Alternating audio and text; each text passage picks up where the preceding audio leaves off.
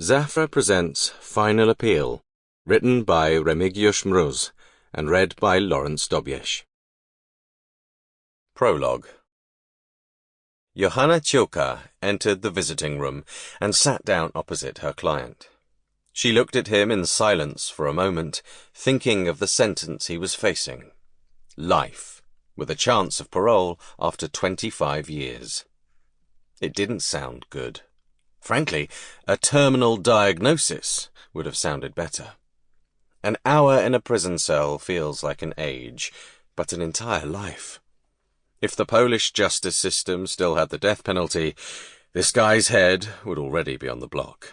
And he'd probably be grateful for it. Chylka watched him closely, trying to get a feel for who she was dealing with. First meetings were always difficult. Defendants distrust lawyers instinctively, at least until there's a glimmer of hope that the lawyer really intends to do their damnedest to get them out of the mess they're in. She had been prepared for the worst, but hadn't expected it to be this bad. In the past, she'd defended any number of socio, psycho, and this, that, or the other paths, but none that she had ever found this disturbing. "I see you're not exactly pure as the driven snow," she remarked, poring over the documents laid out on the table. He'd been charged with Article 148, murder with exceptional brutality. And if ever Chylka felt a criminal charge hit the mark, it was now, although it would have been even more accurate to call it murder with exceptional brutality and fuck-headed cruelty. The prisoner stared at the metal tabletop without responding, then slowly looked up. When their eyes met, she felt she was facing pure evil. He was guilty as sin. "So, what is it you want me to do for you?" she asked, pushing the papers aside. Silence. "I assume you don't want to plead not guilty or ask for leniency, because then at least you'd make an effort." Still no response. "Do you hear what I'm saying?" "Yes." There was something deeply disturbing about his voice.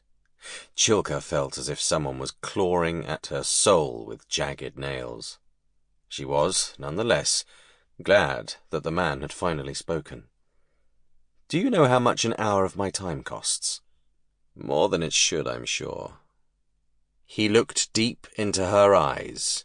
Joanna felt a wave of heat pass over her. "But you don't have to worry about that," she said. "Your daddy will pick up the bail, won't he?" No response. Officially, his father was a respected businessman, a ruthless player in the corporate world. Privately, though, he was a drunk who never knew when to stop.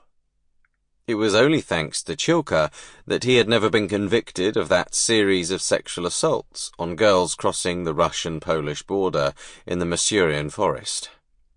"He must be proud of you," she added. "I'm sure he is."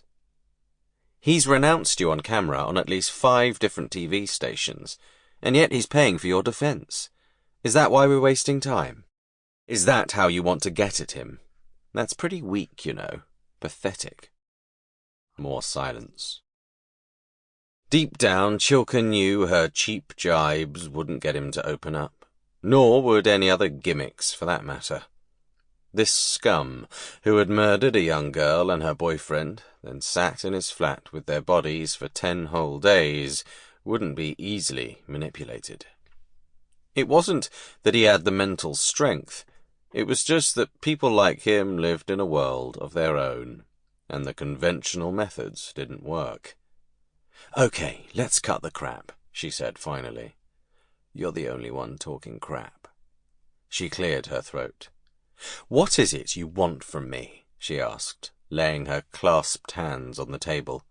She leaned slightly towards him to show she wasn't scared. "I'm here to work, and how I do that work depends on you." "How about against the wall?" he suggested, leaning back and purposefully eyeing his crotch. She wasn't especially surprised. As a criminal lawyer, she had to put up with all sorts of sexual bluster. They said women pathologists needed a thick skin to Sample complete. Ready to continue?